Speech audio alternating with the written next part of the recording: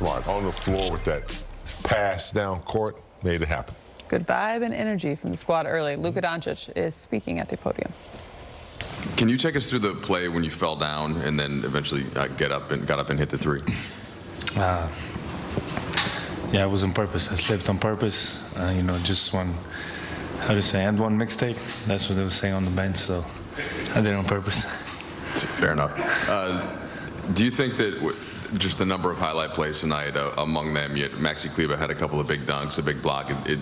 I know you go back to Dallas with him, but is that a big part of the spirit of the team, and how much joy do you guys get out of that? Yeah, definitely. I always say, you know, I really enjoy playing with Maxi. Since our days in Dallas, you know, I really enjoyed. He does all the things that, you know, sometimes don't show in the statistics, but playing with him is amazing. JJ called Marcus Smart an igniter tonight. Can you talk about his impact, and particularly the play where he had the steal and then that kind of lace down the bounce pass to Austin and led to alley-oop to LeBron? Yeah, I mean, this is not just today, you know, it's been almost every game. You know, when he starts like that, you know, it helps us everybody to lock in. So I'm glad he's on our team and doing this stuff for us. Luka, JJ said to us that, you know, the sky has fallen, I think he said 19 times at various points throughout the season. What have you learned about the group in terms of resiliency when you guys do have that losing streak like you did, but you're able to come back with 2 blowout wins? Yeah, I mean, it was obviously two great wins. But, you know, we just got to go game by game. Obviously, there's a lot of noise outside. You know, I try to not pay attention to that. We got to go game by game, and last 2 games, I think we played great. Luka, 2 very quick ones for you. One.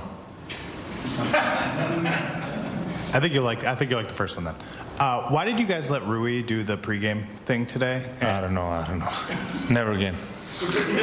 Never again. It was terrible. And then we saw after the game, you went over and talked to Novak. What is it about other great athletes when you get some time with them that maybe inspires you, or being able to share moments with other kind of greats in different sports? I mean, definitely with, you know, Novak, you know, for me, he's the GOAT. So just for him being here watching me, I mean, just unbelievable. So I talked to him, probably see him after, so I'm just really excited he's here. Luka, I have a bit of a lighthearted one. I didn't know you were an aficionado of the N1 mixtapes. What was your experience kind of growing up watching those, and do you have a player there that you kind of like or imitate your game from? I was a kid and I couldn't be on the internet. Maybe AI, you know, Iverson. Did he do it? No, it was like street ball kind of things. And oh, no. I don't know. I didn't watch. I didn't watch. So they would say on the bench, so that's why I said it. I'm too young. First of all, I'm going to start saying that about movies. I'm too young. I don't know, because I agree with him. Like,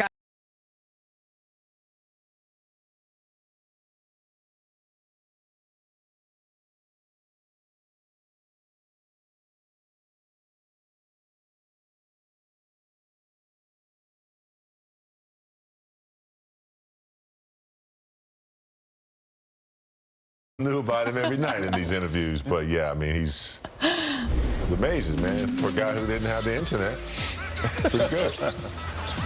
Yeah, I mean, look, he's the future. There's no question. I mean, he just has to be on a team with one of the greatest players, LeBron, and upcoming guy, Austin Reeves. But make no doubt about it, this guy's been to the finals before.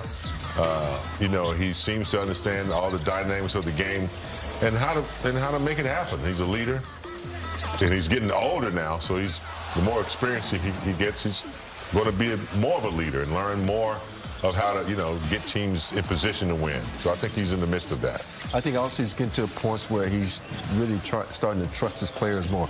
There's so many great players. You know, you can start from Jordan to Dream and to Kobe to Shaq. So many guys that they felt like it was so good they could do it on their own, but then they realized, I can pass you the ball. Yeah, you can make a shot. You can get involved. And I think Luka is starting to trust the process where he knows that I don't have to score 30 every night, even though he's going to get his 30, but it's easier to get everybody involved. That way my 30 are a lot easier to get. I was going to say, it just has to happen in a different way. Correct. And I think, too, when the big storyline for the squad all season long has been about how healthy can they actually get, then that trust can finally come. Yeah. Also, if you trust someone, it makes the locker room vibe a little bit better. It makes the way you approach the game a little bit better. And it's about the trust and the energy that all goes together. Depending on someone, depending on one another. When that happens, when you know a teammate has your back, and then, you know, there's going to be mistakes made, and teammates understand that. But when you have a band of guys who can trust one another, you know they got your back, they understand mistakes and losses, and they move forward.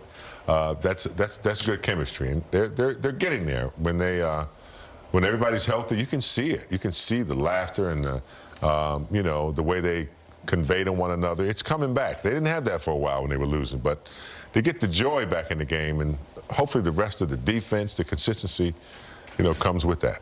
I think it's safe to say his teammates probably got him some birthday presents, too, after saying they didn't last night, after listening to that sound right there. Back-to-back wins by the Lakers. Right, your Lakers won the game, scoring you 2 free tacos with any drink purchase from Jack in the Box tomorrow. Just ask for the Lakers deal when you order. It's valid only at Los Angeles area restaurants.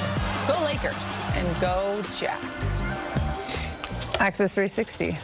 What are you breaking down? Right now? Yep. Okay, we're going to talk about assists, from your seat, sharing the basketball and doing what we need to do. All right, how many assists we have tonight? 34. Now right here, you got a little double screen. AR is going to dance a little bit, and this dance allows the defense to collapse. I mean, come up a little bit, which is perfect. And the fact that you got a shooter in the corner, they're going to stay at home. And then you go throw over the top with Jackson Hayes, enough body control to get the dunk with the push by Westbrook. Now we got a post up. This is one of my favorite plays because you get the flare right here. The defender's trying to tell it, oh, it's a flare, it's a flare. But the great thing I mentioned about him, most guys want to pump fake, relocate to another 3. Not here. We're going to pump fake and get to the rack, pump fake, then go up on the other, protect the rim, get a layup. Now we got the point guard coming down. Now we got the power forward / center, sets the pick and roll. He doesn't say, but the best thing about it, he stays in his line of sight. Then the power forward / center dunks it on his head. Nobody's expecting that. Look at the bench going crazy. Now we got another, where the 2 guard is taking the ball out. We got the point guard who's coming up off this double pick by the bigs. The bigs set the double screen. Now the 2 guard has it. Now the point guard / 3 comes off with a hook, throws up top to the center. The center should have dunked that, but he brings it back down if you don't have control and dunks the ball. Just want to let everybody know what positions those were. Y'all know the players' name. I just let you know what the positions were. I was about to say power forward / center. Yes. What are we talking about? You have to flip the script a little bit, make people at home be like, huh? Pay attention, people. So what? You'll learn some things. What position is the guy that we're throwing to now? Look at the prompter. Power forward / center. Maxi Kleber. He's speaking with Mike Trudell. Point guard, Mike Trudell. Maxi, JJ was talking about, and Luka hinted to this as well, just sort of the joy that teammates get from, you know, when you play well and make plays. Do you feel that kind of collective energy from your teammates out there? Yeah, I do. I mean, every time I do something, you know, you look to the bench, everybody's celebrating. So obviously, it's a good push for me, good push for the team. What do you think was just successful about the back-to-back here? What do you guys do well? Playing with the right mindset, you know, continuing where we left off yesterday, sharing the ball, being aggressive, making sure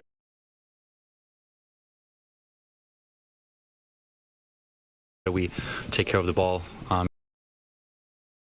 You know, and being solid on defense. Obviously, they had a stretch where they got too many offensive rebounds in the first half, but I think after that, we got it down and just kept building on what we did yesterday. And then just what are you focused on both sides of the floor, and not just for these 2 games this weekend, but moving forward? Do you feel like there's starting to be a little bit of a role consistently off the bench for you? Well, that I don't know. You know, I just always focus on staying ready, being ready. You know, and on the defensive side, making sure I communicate to the guys, make the right decisions on the switches,